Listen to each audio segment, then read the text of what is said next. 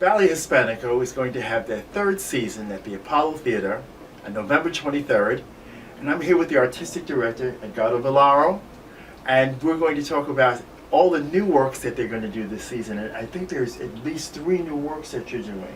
There are 3 new works for the fall, and then 2 more in the spring. So the whole season is 5 new works, which is a lot. That is a lot. Now you're doing 2 premieres at the Apollo, aren't you? We're doing 2 premieres. We're premiering Edgar Zendeja's Umbral, which is a gorgeous, sensual dance based on the ideas of Day of the Dead, or Dia de los Muertos.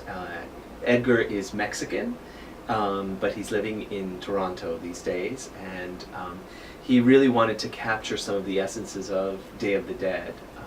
So we'll be premiering that, and that has a new composition by Owen Belton, which is very exciting.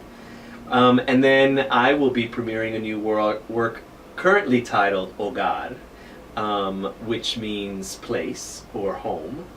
And that is a full company work with also new composition by a wonderful Russian composer, Lev Zerbin. I love the whole notion of collaborative work, and that's what's happened with both these choreographies and the music. Lev's music is going to be played live by a string quartet, so that's always exciting to bring live music, but it really connects to our mission to provide live music with dance. Yeah, and you know, that's very important because originally so much of dance was done live. Mm-hmm. And now because of expense and I think other restraints, so much of it's being taped, and there's that spontaneity and that energy that you don't get with the tape when you have live music. Yes, yes, and then there's the whole interaction that the dancers have with the musicians.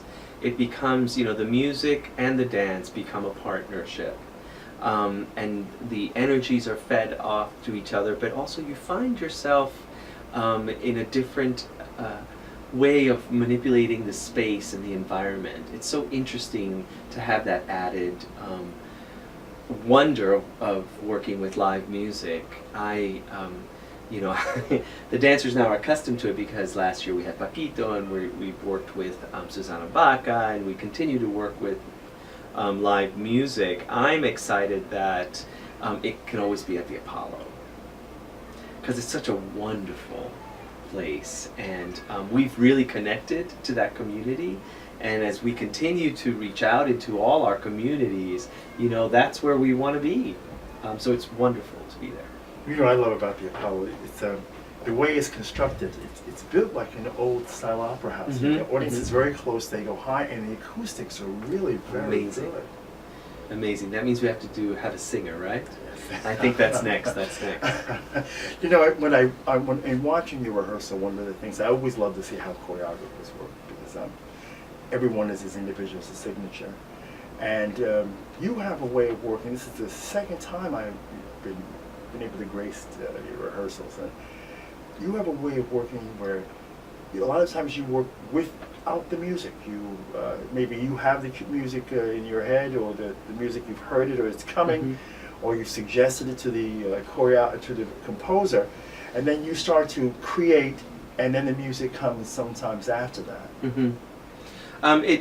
In this process with Lev, it's very much that. I mean, there have been moments where I'm like, okay, so I'm in there because I have spoken to him, we're talking about a theme, we're talking about a feeling, I've listened to, he said, well, what about this? And he'll play something, and it's like, yes, that's the way. And so we create a music base, we create a music understanding, and then I go into the room and I start developing. And I think for me that works because I don't like to count. I like the dancers to feel music, so I give them pa-hum, and I'm humming, and we're going, and I'm feeding that, and then once the music is laid, then they already have this feeling for the music. Well, you almost have a choreographic music underneath the Exactly, music. Exactly, yes.